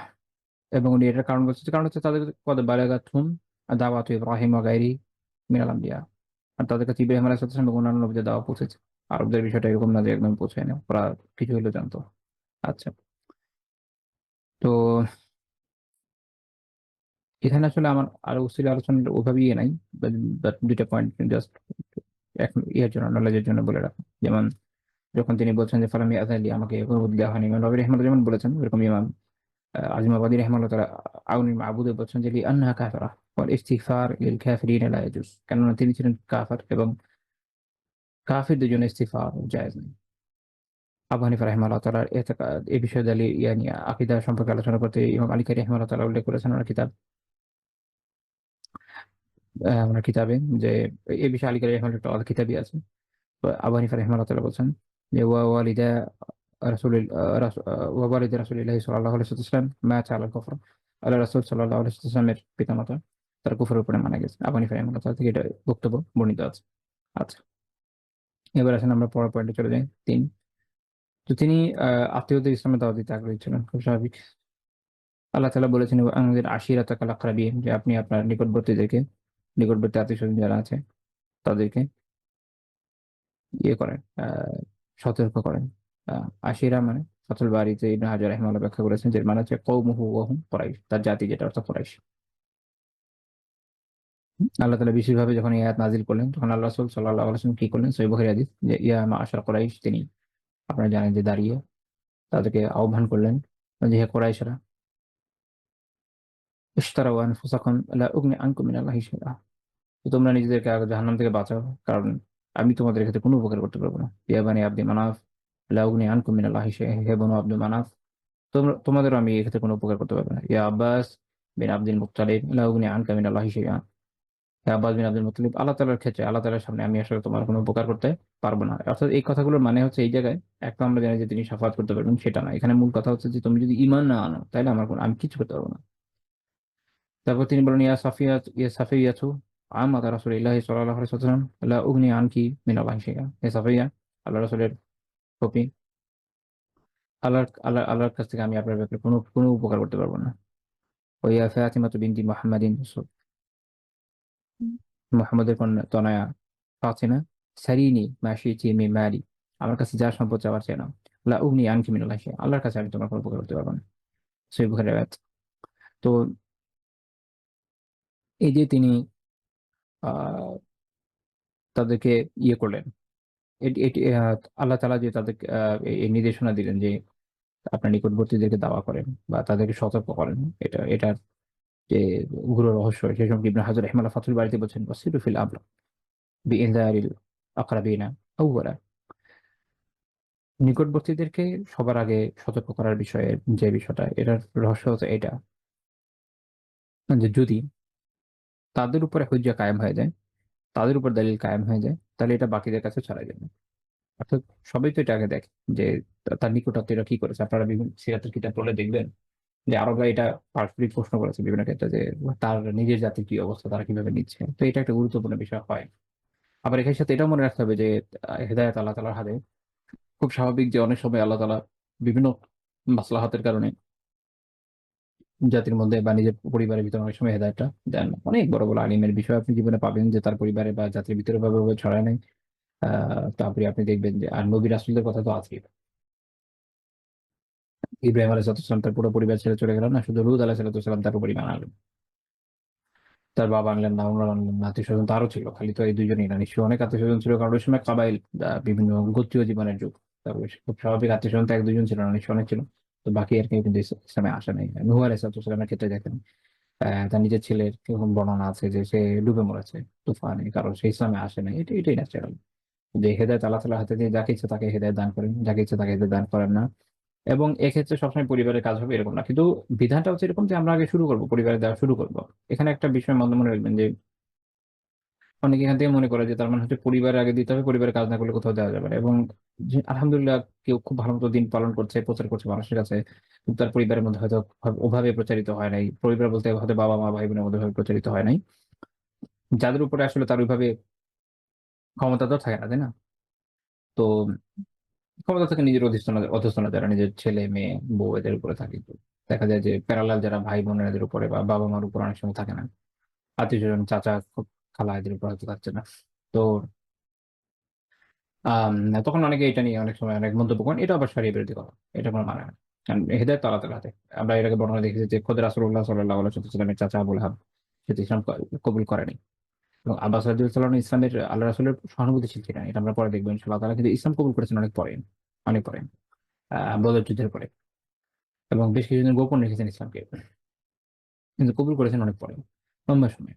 তো এটা দিয়ে তো একসময় মক্কার কাফের এবং অন্যান্যরাও তার বিরুদ্ধে অনেক কথা বলেছে যে তার নিজের গোত্র তার বিপক্ষে এরকম কথা বলেছে। তো এটা সঠিক কথা না। তো একজন ব্যক্তির কাজ হচ্ছে যে সে তার দাওয়া অবশ্যই আত্মীয়-স্বজনকে করবে। আল্লাহ তাআলা বলেছেন যে কুআ আনফুসাকুম আহলিকুম নার, তুমি নিজেকে এবং নিজের পরিবারকে আহলিকে জাহান্নামের আগুন থেকে বাঁচাও। তো এই চেষ্টা তো সে করবে। কিন্তু এটা সাফল্যের গ্যারান্টি আল্লাহ ছাড়া কেউ দিতে পারে না। তো সে এজন্য বসে থাকবে না যে আমার খালি এটা হয়ে তারপরে আমি অন্য জায়গায় যাবো। এটা আসলে কখনো হয় না, এটা বাস্তবসম্মত না। বরং যখনই তার দেওয়ার অন্য কোনো সুযোগ হবে, অন্য কোনো জায়গায় দেওয়ার সুযোগ হবে, সক্ষমতা হবে, সে সেই জায়গায় দাওয়া করবে। তো প্রয়োজনে দেখা গেল যে কোনো সে ক্লাসে আছে, ক্লাসমেটদের সাথে দাওয়া করবে, সে ইনস্টিটিউশনে কাজ করছে, সেখানে দাওয়া করবে, অর্গানাইজেশনে or anywhere else যেখানে সুযোগ হয়। তো এটা এজন্য সে বসে থাকবে না। এবং এই দাওয়ার আগ্রহটা থাকা দরকার। আত্মীয়-স্বজনদের ক্ষেত্রেও, পরিজনের ভিতরে আত্মীয়-স্বজনদের ক্ষেত্রেও দাওয়ার আগ্রহটা থাকা জরুরি। যেখানে সম্ভব। হয়তো অনেক জায়গায় সম্ভব হবে না। সেটা তো আল্লাহ তাআলা জানেনই। কিন্তু যতগুলো জায়গায় সম্ভব চেষ্টা করবেন ইনশাআল্লাহ তাআলা। আচ্ছা। সামগ্রিকভাবে দাওয়াত আমরা দেখলাম। এককভাবেও রাসূলুল্লাহ সাল্লাল্লাহু আলাইহি ওয়াসাল্লাম দাওয়াত দিয়েছেন। এবং আমরা এরকম দেখি যে তিনি রাসূলুল্লাহ সাল্লাল্লাহু আলাইহি ওয়াসাল্লাম আলী রাদিয়াল্লাহু আনহুকে তিনি যখন এককভাবে দাওয়াত দিচ্ছেন তখন আলী রাদিয়াল্লাহু আনহু তার দাওয়াকে কবুল করেছেন এবং ইসলাম কবুল করেছেন সবার আগে। তার পরিবারের ভিতরে খাদিজা রাদিয়াল্লাহু আনহার পরে আ চাচাতো ভাই যারা আছেন বা চাচা এই দিক থেকে যদি চিন্তা করেন তাহলে ১ম কে গ্রহণ করেছেন আলী রাদিয়াল্লাহু আনহু করেছেন। ইবনে আব্বাস রাদিয়াল্লাহু আনহু বলছেন যে আ আউয়ালু মান সাল্লা আলিয়্যুন। সর্বপ্রথম যিনি সালাত আদায় করেছেন তিনি হচ্ছেন আলী। অন্য জায়গায় আছে আসলামা যে ১ম ইসলাম কবুল করেছেন। তিরমিজি ৩৭৩৪ নম্বর হাদিস, শেখ আলবানী রাহিমাহুল্লাহর মতো সনদ সহিহ। আবার এটার মানে এরকম না যে সর্বপ্রথম তিনিই কবুল করেছেন। কারণ স্বাভাবিক রাসূলুল্লাহ সাল্লাল্লাহু আলাইহি ওয়াসাল্লামের কাছে যখন ওয়াহী আসে তিনি ১ম এ গেছেন খাদিজা রাদিয়াল্লাহু আনহার কাছে এবং তিনি তো ওই সময় অ্যাকসেপ্ট করেছেন আমরা জানি। তো এইজন্য আলাদা, আলাদা বর্ণনা কয়েকটা আছে। এজন্য ইবন এ এ এ এ ইমাম তিরমিজি রাহিমাহুল্লাহ বলছেন যে ওয়াকাদ ইখতালাফা আহলুল ইলমি ফি হাযা ক্বালা বা'দুহুম আউয়ালু মান আসলামা আবু বকর as-সিদ্দিক। তিনি বলছেন যে এটা নিয়ে আহলুল ইলমের মধ্যে ইখতিলাফ হয়েছে। অন্য সময়কার কথা বলছেন যে কেউ মনে করেন যে ১ম ইসলাম কবুল করেছেন আবু বকর ওয়া বা'দুহুম, আর কারো মতে হচ্ছে আউয়ালু মান আসলামা আলী, সর্বপ্রথম আলী রাদিয়াল্লাহু আনহু ইসলাম কবুল করেছেন। ওয়া ক্বালা বা'দু আহলিল ইলমি, আর কিছু আহলুল ইলম বলেন যে আউয়ালু মান আসলামা মিনার রিজালি আবু বকর ওয়া আসলামা আলীয়ুন ওয়া হুয়া গুলাম ইবনু সামানি সিনিন। তিনি বলছেন যে আর একদল আহলে ইলম বলেন এবং এটাই রাজের মত, আলিমরা এই মতের উপরে পরবর্তী যুগে এই মতে গ্রহণ করেছেন। সেটা হচ্ছে কি যে সর্বপ্রথম ইসলাম কবুল করেছেন পুরুষদের ভিতরে, মানে রিজালের মধ্যে, পুরুষের মধ্যে হচ্ছে আবু বকর রাদিয়াল্লাহু আনহু। মানে আলী রাদিয়াল্লাহু আনহু তো পুরুষ ছিলেন না, শিশু ছিলেন। আরবরা রিজাল দিয়ে রাজুলুন দিয়ে প্রাপ্তবয়স্ক পুরুষ বোঝায়। আর আমরা বলি না বাচ্চা ছেলে, আবার বড় মানুষ আলাদা বলি। আ গুলাম হচ্ছে এটা সাবি থেকে একটু বড়। উনি হচ্ছে ওই সময় ৮ বছরের বয়স ছিল। তিরমিজি রাহিমাহুল্লাহ বলছেন। তো কাজেই গোলামদের ভিতরে, শিশুদের ভিতরে বা অল্প বয়স্ক বাচ্চা যারা তাদের ভিতরে সর্বপ্রথম ইসলাম কবুল করেছেন আলী রাদিয়াল্লাহু আনহু। ওয়া আউয়ালু মান আসলামা মিনান নিসাই খাদিজা। আর নারীদের মধ্যে প্রথম ইসলাম কবুল করেছেন খাদিজা রাদিয়াল্লাহু আনহা। আচ্ছা। তারপরে পয়েন্টে আমরা যাব ৫ নাম্বার। তো আমরা দেখলাম যে তার একক দাওয়া, সামগ্রিক দাওয়া আলহামদুলিল্লাহ এই বিষয়ে আমরা দেখলাম। আ এরপরের পয়েন্ট হচ্ছে বিশেষ করে আবু তালিবের বিষয়ে। আপনারা জানেন যে তিনি যতদিন জীবিত ছিলেন সর্বাত্মক চেষ্টা করেছেন যেন রাসূলুল্লাহ সাল্লাল্লাহু আলাইহি ওয়াসাল্লামকে সাহায্য করতে পারেন সবকিছুতে। কিন্তু ইসলাম কবুল করতে আগ্রহী ছিলেন না। অর্থাৎ তিনি ইসলামের জন্য সহায়ক শক্তি ছিলেন, কিন্তু ইসলামকে কবুল করতে আগ্রহী ছিলেন না। তো এজন্য সহিহ বুখারীর ৩৮৮৪ নম্বর হাদিস যে আবু তালিব লাম্মা হাদারাতুল ওফা, যখন আবু তালিবের মৃত্যুর সময় চলে আসলো তখন রাসূলুল্লাহ সাল্লাল্লাহু আলাইহি ওয়াসাল্লাম তার কাছে গেলেন। যদি আমার কথা একটু জড়িয়ে যাচ্ছে। আইনদাহু আবু জাহল, তখন তার কাছে ছিল আবু জাহল। মানে আবু জাহলের সময় বসাই ছিল। দেখেন শয়তানের ইস্যুটা। শয়তান কিন্তু সবসময় রেডি। হ্যাঁ, শয়তানি করার জন্য শয়তান সবসময় রেডি। এবং এখান থেকে এটাই শিক্ষা নেন যে কেউ যখন মারা যায় আশেপাশে বদমাশ টাইপের লোকজন রাখতে হয় না। কারণ তারা ওই জায়গাতেও একটা উত্তম পরিবেশকে নষ্ট করে ফেলে। এখনকার সময়ে তো বিভিন্ন সময়ে জানাজাতে গিয়ে অনেক প্যাথেটিক অভিজ্ঞতা আমার হয়েছে। আমি দেখেছি যে মানুষ গেম খেলে বাচ্চারা, হাসি ঠাট্টা তো আছেই।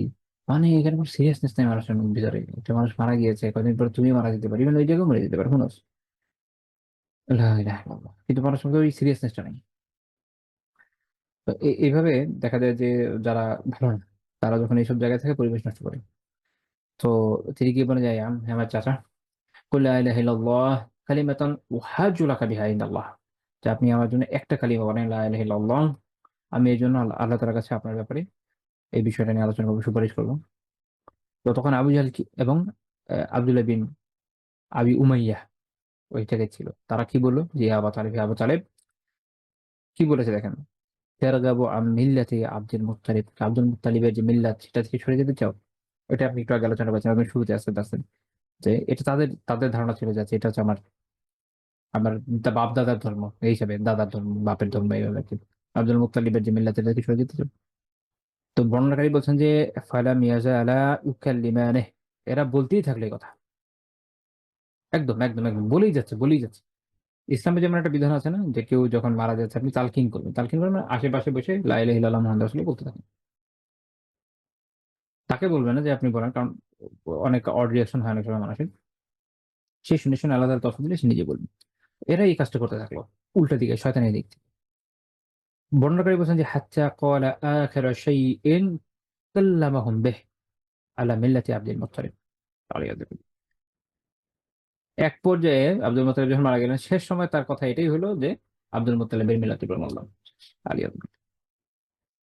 তখন রাসূলুল্লাহ সাল্লাল্লাহু আলাইহি ওয়াসাল্লামের উপরে যেহেতু এই বিধান নাযিল হয় নাই যে আপনি ওই যারা ঈমানের উপর মরেন এদের জন্য ইস্তিগফার করতে পারবেন না, তো তিনি কি বললেন, বলেন যে আস্তাগফিরান্না লাকা মা লাম আ উনহা আনহু, তো আমাকে যতক্ষণ এই বিষয়ে নিষেধ করা হচ্ছে আমি আপনার জন্য ইস্তিগফার করতে থাকবো। যেহেতু তখন পর্যন্ত বিধান নাযিল হয় নাই। ইসলাম তো ধীরে ধীরে পূর্ণতা পেয়েছে। তখন আল্লাহ তাআলা এই আয়াত নাযিল করেন, মা কানা লিন-নাবিয়্যি ওয়াল্লাযীনা আমানু, এটা কোন নবীর জন্য বৈধ নয়, কোন ঈমানদারের জন্য বৈধ নয়, কাজে আমাদের জন্য বৈধ নয় কি আইয়াস্তাগফিরু লিল মুশরিকিন, মুশরিকদের জন্য ক্ষমা প্রার্থনা করা। ওয়ালাউ কানু উলি কুরবা, যদিও সে খুব নৈকট্যভাজন কেউ হোক না কেন, যত নৈকট্যভাজন আত্মীয় হোক না কেন, বৈধ না। তাই এটা খুব বোঝার বিষয় যে তাহলে ঈমান ছাড়া যখন মারা যাচ্ছে আর ইস্তিগফারের বৈধতা থাকে না। এবং আল্লাহ রাসূলকে সান্ত্বনা দিয়ে আল্লাহ তাআলা বলেন যে ইন্নাকা লা তাহদি মান আহবাবতা, আপনি তাকে যাকে চান, যাকে পছন্দ করেন তাকে হেদায়েত দিতে পারবেন। এই তো আল্লাহ তাআলার হাতে, তিনি যাকে ইচ্ছা তাকে। তো এটা সহিহ বুখারীর riwayat আমরা দেখলাম। এবং সহিহ মুসনাদ আহমদের একটা বর্ণনা আছে, ৯৬১০ নম্বরের বর্ণনা, সেখানে আরেকটা বর্ণনা আছে, সেখানে আবু তালিব এরকম বলেছেন যে লাউলা আন তুআয়্যিরানি কুরাইশ ইয়াকুলুন ইন্নামা হামালাহু আলা যালিকাল জাযা লা আখরারতু বিহা আইনাক। তো তিনি বলছিলেন ওই সময় যে যদি কুরাইশ আমাকে না বলতো যে আমাকে মৃত্যু ভয় পেয়ে বসছে এজন্য আমি ইসলাম কবুল করে নিয়েছি, তাহলে আমি এই সময় তোমার মনকে ঠান্ডা করার জন্য এটা বলে দিতাম। যেহেতু তার ইসলামের উপর বিশ্বাস নাই, অ্যাকচুয়ালি তার চিন্তা ছিল অনেকটা এরকম যে বলে দিলেই তো হয়। কিন্তু আবার চিন্তা করেছেন যে আমি যদি এই অবস্থায় মারা যাই, এখন আমি এটাকে স্বীকার করে নিয়ে মরে যাই ইসলামকে, তাহলে কুরাইশরা বলবে যে সে মরার ভয়ে ইসলামের দিকে চলে আসছে। আমাদের দেশে অনেক মানুষ আছে না, সারা জীবন অনেক বদমাইশি করে একদম শেষ সময় এসে খুব দিনদার হয়ে যায়। বাকি তারপরেও হেদায়েত আসা খারাপ না, আলহামদুলিল্লাহ, যদি আসলে আত্মিকভাবে আসে। আর যদি সারা জীবনই শয়তানি চিন্তা করে থেকে থাকে যে আমি সারা জীবন শয়তানি করবো, সে জীবনে কি এটা করবো, তাহলে তো আল্লাহ তাআলার সাথে ধোঁকা হবে জীবনের স্থানে। তো এটা এই বর্ণনা যেটা বললাম, এটা সরাব ইমাম মুসলিম রাহিমাহুল্লাহ শর্ত অনুযায়ী সহিহ বলেছেন, সহিহ বর্ণনা বলেছেন। আচ্ছা, কিন্তু এখানে আমি বলেছিলাম যে কাফের মুশরিকদের জন্য ইস্তিগফারের তো সুযোগ নাই, বাট একটা এক্সেপশনাল কেস আছে, সেটা হচ্ছে যে আবু তালেবের জন্য রাসূলুল্লাহ সাল্লাল্লাহু আলাইহি ওয়াসাল্লামের একটা খাস বিশেষায়িত শাফাআত আছে, যেটা উনি আর কারোর জন্য করেন নাই। ইভেন উনার বাবা-মার জন্য করেছেন এমন কোনো বর্ণনা নাই। এবং এটা অন্য আর কারোর জন্য গ্রহণযোগ্য না, মানে অন্য আর কেউ করতে পারবে না। শুধু উনার জন্য এটা আছে, কারণ এটা হাদিস থেকে আমরা জানি যে উনি করেছেন। তো সহিহ বুখারী এবং মুসলিমের দুটো আলাদা আলাদা বর্ণনা বলবো। সহিহ বুখারীর বর্ণনাটা হচ্ছে এরকম, আব্বাস বিন আব্দুল মুত্তালিব রাদিয়াল্লাহু তাআলা আনহু বলেন নবী সাল্লাল্লাহু আলাইহি ওয়াসাল্লামকে যে মা আগানাইতা আন আম্মিক ফা ইন্নাহু কানা ইয়াহুতুকা ওয়া ইয়াগতাবুকা, আপনার চাচার জন্য আপনি কি করলেন? তিনি তো আপনাকে এরকম ঘিরে রাখতেন, আপনার জন্য রাগান্বিত হতেন, মানে তিনি আপনাকে প্রোটেকশন দিতেন। আল্লাহ রাসূল বললেন যে হুয়া ফি দাহদাহিম মিন নার, এটা হচ্ছে জাহান্নামের একদম নিম্ন ভাগে আছে, মানে নিম্ন নিম্ন সাজার স্তরে আছে নাকি, বা অগভীর স্থানে আছে। গভীরে না, অগভীর। জাহান্নাম হলো অনেক গভীর, তো সবচেয়ে অগভীর স্থানে আছে। ওয়ালাউলা আনা, যদি আমি না থাকতাম লাকানা ফিদ দারকিল আসফালি মিনান নার, তাহলে উনি জাহান্নামের সর্বনিম্ন স্তরে যেত। অর্থাৎ তার শিরক মাফ হয় নাই। এমন না যে উনি জান্নাতি, না। কিন্তু যেহেতু ইসলামের জন্য অনেক খেদমত একরকম করেছেন এবং রাসূলুল্লাহ সাল্লাল্লাহু আলাইহি ওয়াসাল্লামের জন্য অনেক খেদমত করেছেন, তাকে প্রোটেকশন দিয়ে গেছেন সারা জীবন। এবং বিশেষ করে দেখেন, একটা সময় আপনারা জানেন যে রীতিমতো আটক ছিলেন পুরো গোত্র সহ, এরকম সিচুয়েশনে গিয়েছেন। এটার জন্য আল্লাহ তাআলা তার জন্য এটা আহসান করেছেন যে জাহান্নামের সবচেয়ে নিম্ন সাজার জায়গায় রেখেছেন। এবং অন্য হাদিস আছে, ওটা ইবনে আব্বাস রাদিয়াল্লাহু তাআলার বর্ণনা, যে আল্লাহ রাসূল বলছেন যে যে আহওয়ানু আহলিন নার আযাবান আবু তালিব। জাহান্নামীদের মধ্যে সবচেয়ে কম আযাব পাবে হচ্ছে কি? আবু তালিব। সেটা কি পরিমাণ বুঝেন? সেটা কি পরিমাণ সবচেয়ে কম? ওয়া হুয়া মুনতাইলুম বিনালাইন ইয়াগলি মিনহা দিমাগু। তাকে এমন ২ টা আগুনের নাল, চটি জুতা পরানো হবে যে তার মাথা থেকে মগজ যেটা এটা ফুটতে থাকবে। আলিয়া হতে পারে। এটা সহিহ মুসলিমের বর্ণনা। তো আমাদের এটা খেয়াল রাখা জরুরি যে এত ছোট সাজার যদি এই অবস্থা হয়, তো বড় সাজার বুঝেন কি অবস্থা। আল্লাহ তাআলা আমাদের হেফাজত করেন জাহান্নাম থেকে, জান্নাতি হওয়ার তৌফিক দান করেন, জান্নাতি জীবনযাপনের তৌফিক দান করেন। আল্লাহ তাআলা যেভাবে পছন্দ করেছে ওই জন্য আমরা জীবনযাপন করতে পারি হেদায়েতের উপরে। সে তৌফিক দান।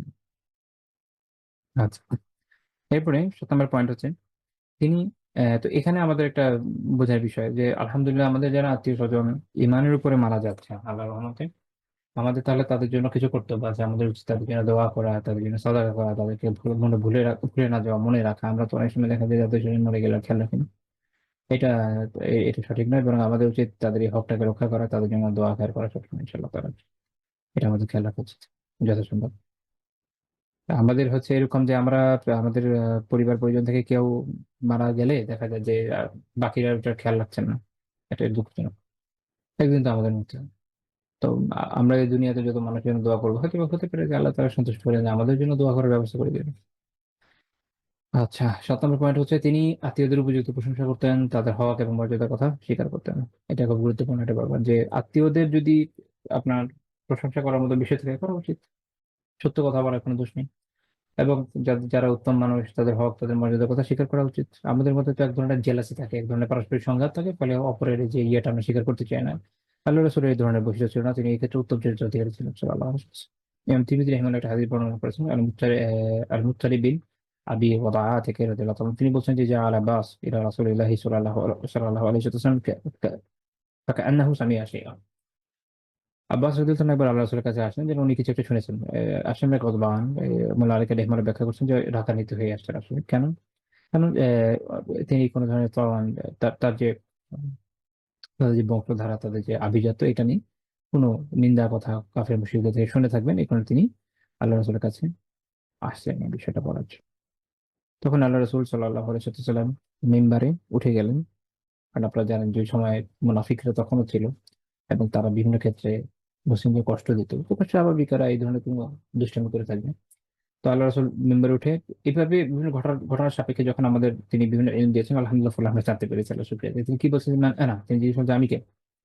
এটা হচ্ছে একটা জিজ্ঞেস করার ধরন যেন অন্যরা এটা বলে। তারা বলে যে আনতা রাসূলুল্লাহি আলাইহিস সালাম, যে আপনার উপর সালাম বর্ষিত হোক, আপনি আল্লাহর রাসূল। তো তিনি বলেন যে আনা মুহাম্মাদ ইবনু আবদুল্লাহ বিন আব্দুল মুত্তালিব। তিনি তার পুরো নসব বর্ণনা করেছেন, বংশধারা। আমি মুহাম্মদ আব্দুল্লাহর পুত্র, তিনি আব্দুল মুত্তালিবের পুত্র। অর্থাৎ তিনি এটা কেন বললেন? কারণ এটা হচ্ছে আরবদের কাছে মারুফ, আরবদের কাছে প্রসিদ্ধ, পরিচিত। হ্যাঁ।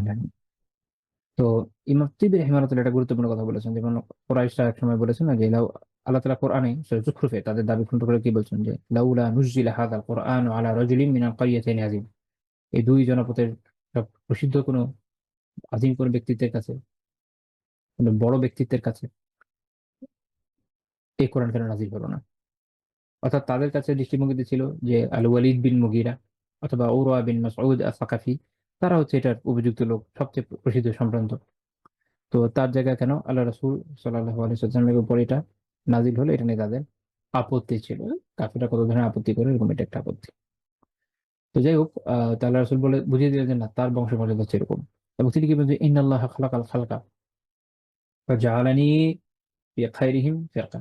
যে আল্লাহ তাআলা তার সৃষ্টি করলেন, এর মধ্যে আহ তাদের মধ্যে সর্বোত্তম যে অংশ সেখানে আমাকে স্থাপন করলেন। অর্থাৎ মুহাদ্দিসরা ব্যাখ্যা করছেন যে ইন্নাল্লাহা খালাকাল খালকা অর্থাৎ তিনি জিন এবং ইনসানকে সৃষ্টি করলেন এবং আমাকে এদের মধ্যে সবচেয়ে উত্তম অংশ অর্থাৎ মানুষের মধ্যে সেখানে স্থাপন করলেন।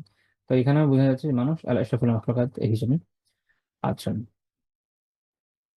তারপরে তিনি বললেন সুম্মা জাআলাহুম ফিরকাতাইনি ফাজাআলানি ফি খাইরিহিম ফিরকা। এরপর এদেরকে আবার দুইটা দলে ভাগ করলেন, তারপরে আমাকে এর মধ্যে সবচেয়ে উত্তম অংশ রাখলেন। ফিরকাতাইন এখানে দুইটা অংশ বলতে আরব এবং আজম, একটা হচ্ছে আরব একটা হচ্ছে অনারব, এবং আমাকে এর উত্তম অংশে অর্থাৎ আরবের মধ্যে রাখলেন, অর্থাৎ আমি আরব।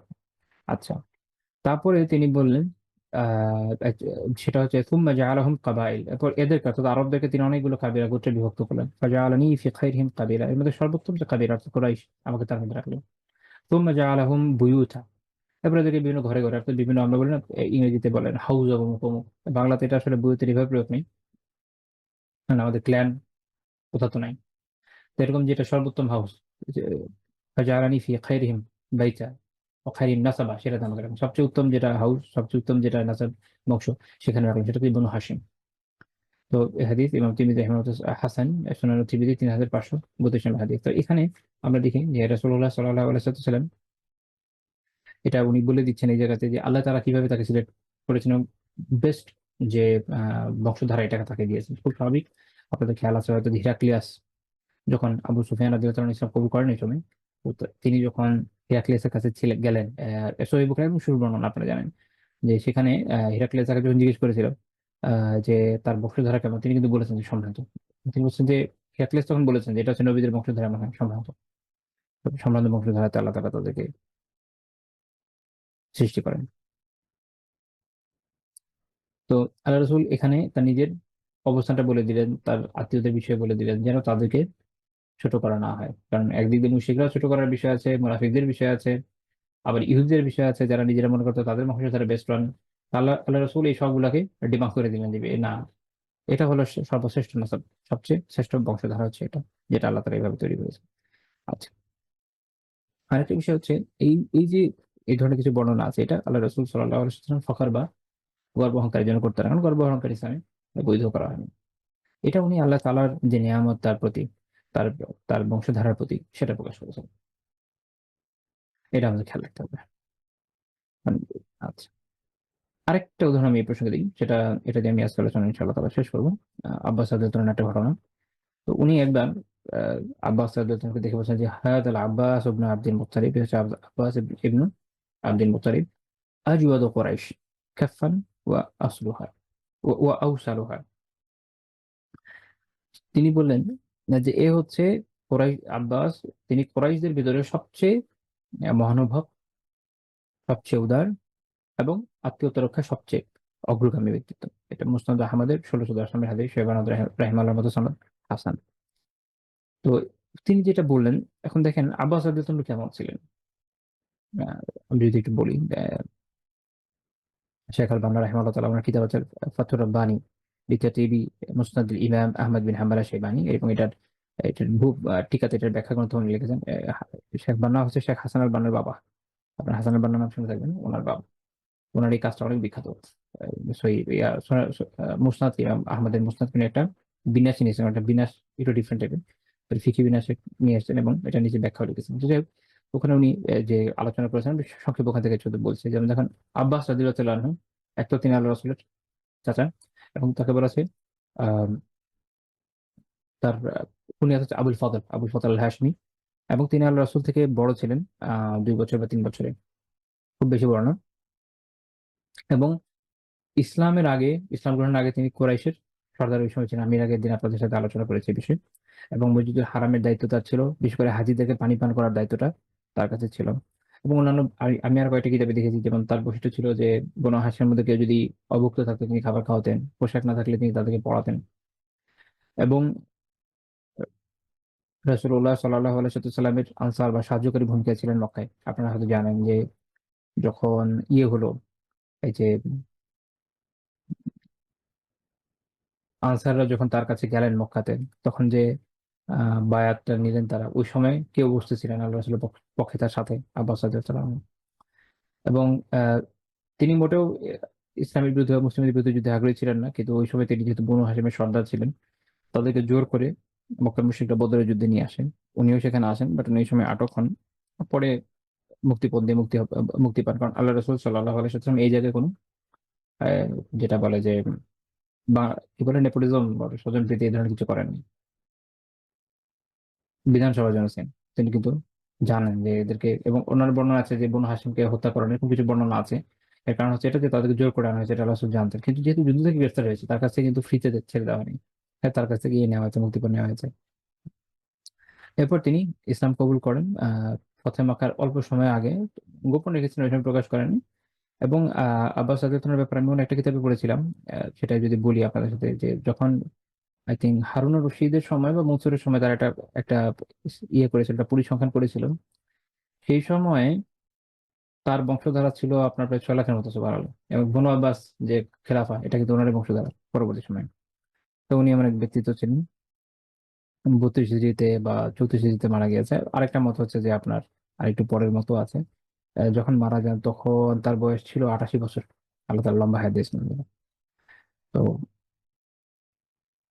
এবং সাহাবীরা তাকে কিরকম সম্মান করতেন, যদি এটা বর্ণনা আপনাদেরকে দিই। আহ আল্লামা মোহাম্মদ আল খাদের হাসান খেদি রাহিমাহুল্লাহ একটা কিতাব আছে, যেটা হচ্ছে কাউসারুল মাআনি আদ-দাওয়ারি ফি কাশফি খাবায়া সহিহুল বুখারী। এখানে উনি আবু জিনা রাহিমাহুল্লাহ থেকে বর্ণনা করছেন যে যখন আব্বাস রাদিয়াল্লাহু আনহু পাশ দিয়ে যদি ওমর রাদিয়াল্লাহু আনহু বা ওসমান রাদিয়াল্লাহু আনহু কোনো সাওয়ারিতে আরোহণ করে তার পাশ দিয়ে চলতেন, আব্বাস রাদিয়াল্লাহু আনহুকে দেখলে তার সম্মানে তারা থামিয়ে নেমে যেতেন। এবং আব্বাস রাদিয়াল্লাহু আনহু অনুমতি দেওয়ার পরে তারা আবার চলা শুরু করতেন। এটা আল্লাহ রাসূলের প্রতি মহব্বতের কারণে, আল্লাহ রাসূলের প্রতি মহব্বতের কারণে। এবং আব্বাস রাদিয়াল্লাহু আনহুর ব্যক্তিত্ব এরকম ছিল। তো যাই হোক, আমাদের আজকের আলোচনা এই পর্যন্ত থাকবে। তো আমরা এখানে দেখি যে রাসূলুল্লাহ সাল্লাল্লাহু আলাইহি ওয়াসাল্লাম তার আত্মীয়দের ক্ষেত্রে যার উত্তম গুণ আছে, এটা কিন্তু বলছেন, এটা মানুষের সামনে সুন্দর করে উল্লেখ করছেন। আমাদের মধ্যে একটা খুব বাজে স্বভাব আছে, আমরা কারো প্রশংসা করতে চাই না। কারো যদি ভালো গুণ থাকে, এটা প্রশংসা করতে দোষ কি? এত ভালো, সে উৎসাহ পাবে ইনশাআল্লাহ তাআলা। আবার এমনও করার দরকার নাই যেটা সে কি হয়ে যায়। আপনারা জানেন যে একটা হাদিসে প্রশংসার নিষেধ আছে, সেটা হচ্ছে কি অতি প্রশংসা, যেটা নাই এমন প্রশংসা করবেন, মিথ্যা প্রশংসা করবেন বা অতিরঞ্জন করবেন। এটা না, এটা মানুষের সামান্য যে সাধারণ যে গুণ, যে তার মধ্যে উত্তম বৈশিষ্ট্যটা আছে, এটা দিয়ে যদি তাকে উৎসাহিত করা যায়, এটা করার মধ্যে কোনো ক্ষতি নেই। আমরা এই হাদিসে দেখলাম যে রাসূলুল্লাহ সাল্লাল্লাহু আলাইহি ওয়াসাল্লাম আব্বাস রাদিয়াল্লাহু আনহুর উত্তম গুণ উল্লেখ করছেন কিন্তু অন্যদের সামনে। এবং তিনি এটা বুঝেন, তিনি এটা জানতেন যে তার মধ্যে এটা ফাখার বা গর্ব অহংকার তৈরি করবে না, কাজে এটা তাকে হার মেরে দিকে নিবে না। আপনি যদি কারো ব্যাপারে জানেন যে ইনশাআল্লাহ তারা তার এই বিষয়টা এরকম হবে না, তো তাকে ওইভাবে আপনি অন্যের সামনে প্রশংসা করতে পারেন। আর যদি এরকম জানা যায় যে তার মধ্যে একটু সমস্যা তৈরি হতে পারে, তো প্রয়োজন নেই। অথবা এমন ভাষায় উল্লেখ করলেন যেন এটা তার মধ্যে গর্ব অহংকার তৈরি না করে, বরং সে আরো উৎসাহিত হয় যে এরকম নেক কাজ করার ক্ষেত্রে। তো এইটা জীবনের প্রত্যেকটা ক্ষেত্রে কার্যকর।